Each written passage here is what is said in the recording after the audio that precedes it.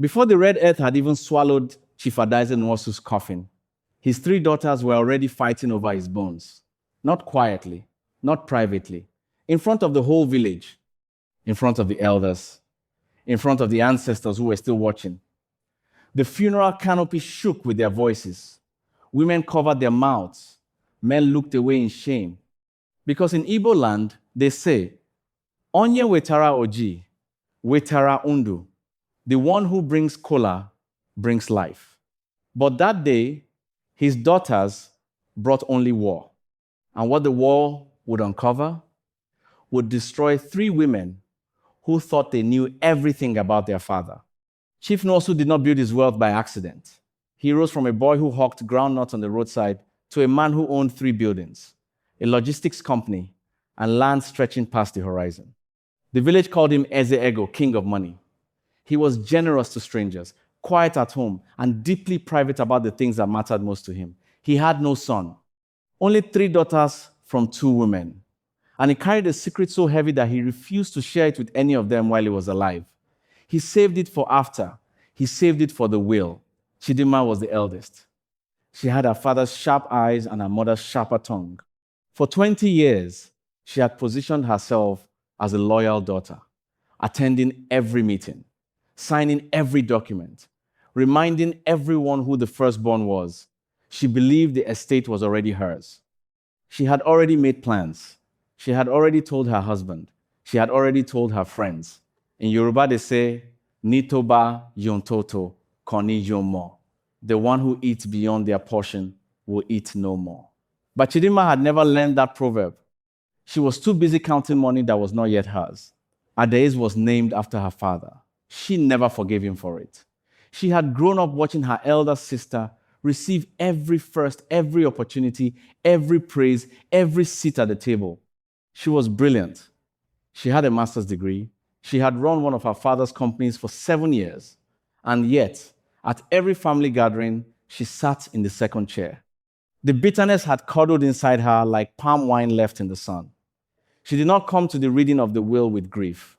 She came with evidence, documents, receipts.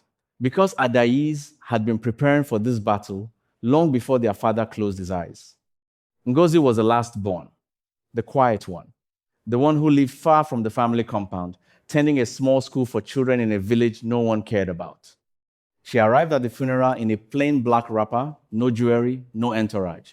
Her sisters barely looked at her. The lawyers barely noted her name. The others assumed she would simply receive her small share and return to her obscure life. But the Akan say, the axe forgets, but the tree remembers. Ngozi had been remembering for a very long time, and she had brought something to that reading no one expected her to have. 3 days after the burial, the family lawyer, a teen man named Mr. Agu, called the daughters together. He told them Chief Nwosu had left a sealed will, a will no one had seen. A will written, witnessed, and locked away 8 months before his death. And then Mr. Agu said something that made the air in the room go cold. He said the chief had also left a sealed envelope, separate from the will, marked with one instruction, to be opened last in the presence of the elders. Chidinma laughed. Adaeze went rigid. Ngozi said nothing. She simply folded her hands and waited. That night, Chidinma moved quickly. She called lawyers of her own. She contacted her father's oldest business partner. She told anyone who would listen that the will was drafted under undue influence, that their father had been sick, confused, manipulated. She used words like capacity and coercion. She filed a preliminary objection before the will was even read aloud. She was dismantling the process from the inside. And it was working. 2 elders wavered. The lawyer grew nervous. The reading was postponed by 1 day. 1 day was all Chidinma needed, or so she thought. What she did not know was that someone had already told Ngozi exactly what she was doing, and Ngozi had already made a call of her own. Adaeze arrived the next morning with a folder. Inside it were bank statements, transfer records, and a signed affidavit from her father's former accountant. She stood before the elders and laid out what she had uncovered, that Chidinma had been withdrawing from a joint account she shared with their father for 4 years. Not small amounts, substantial sums. Chidinma screamed that it was authorized. Adaeze screamed back that it was theft. The eldest brother of the kindred stood and struck his staff on the ground, the sound of a man who had seen enough. He said, "When siblings fight over inheritance, they bury the parent twice." The compound fell silent, but the silence did not last long because the stranger had just walked through the gate. The kindred called an emergency sitting. 7 elders, titled men who had seen inheritance disputes tear villages in two. They sat beneath the ukwa tree, the breadfruit tree that had shaded 4 generations of the Nwosu family. They called for order. They called for truth. They reminded everyone present that in their tradition, wealth does not belong to the loudest voice. It belongs to the righteous hand. The sisters were given time to present their cases. Chidinma spoke of loyalty. Adaeze spoke of labor. Ngozi simply sat with her hands folded and said she would wait for the envelope. The elders looked at her. Something in her calmness unsettled them, as though she already knew what was inside. The stranger who had walked through the gate was an old woman, 70s, wrapped in faded Ankara. She said her name was Mama Chisom. She said she had known Chief Nwosu for over 40 years. She said he had asked her, begged her, to come forward if she heard that his daughters were fighting. She handed Mr. Agu a folded letter in Chief Nwosu's handwriting.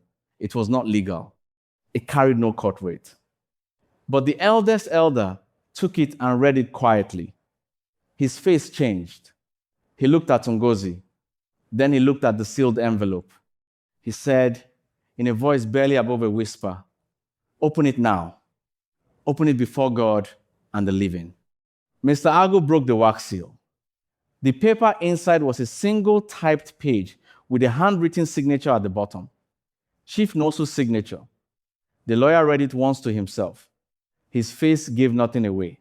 He cleared his throat. He looked up at the 3 daughters. He looked at the elders.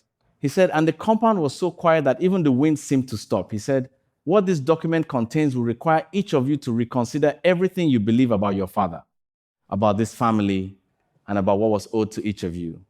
Chidinma gripped her chair. Adaeze stopped breathing. Ngozi closed her eyes. The envelope contained a paternity declaration, witnessed by a doctor, a pastor, and Mama Chisom. It stated that Chidinma, the eldest, the firstborn, the self-declared heir, was not Chief Nwosu's biological daughter. Her mother had come to him already pregnant. He had known from the beginning. He had raised her as his own, loved her as his own, and told no one, not even her, because he believed a father's love was not determined by blood. But he could not, in good conscience, allow that same silence to rob his biological children of what was rightfully theirs. The room did not erupt. It collapsed. Chidinma's folder fell from her hands. Every document she had brought, every argument she had made dissolved like salt in rain. Ngozi opened her eyes. She did not gloat. She did not look at her sister with triumph. She stood slowly, the way a woman stands when she has been carrying something heavy for too long and has finally set it down. She said not to the elders, not to the lawyers, but to Chidinma directly that their father had told her 3 years ago that she had wept, that she had begged him to tell Chidinma himself, that he could not bring himself to do it. She said she did not come to this reading to win. She came because her father asked her to make sure the truth was honored, even if it hurt, especially if it hurt. Because he believed that a family built on silence is a house built on sand. The elders deliberated for 1 hour. They did not call a judge. They did not call the police. They applied something older than any law written in Lagos or Abuja. They ruled that Chidinma would receive a compassionate share, a portion set aside out of love, not legal obligation, honoring the man who had chosen to be her father. They ruled that Adaeze's labor over 7 years would be recognized and compensated from the estate. And they ruled that Ngozi, who had asked for nothing, threatened no one, and carried truth gently when she could have wielded it like a weapon, would receive the largest portion. Not as reward, but as reflection. Because the ancestors always watch how we behave when we think no one is looking. The Igbo say, "Egbe bere, ugo bere, let the kite perch, let the eagle perch. Whichever denies the other, let its wing break." Chief Nwosu had spent his whole life trying to make everyone land safely. He could not have known that his silence would nearly burn everything down.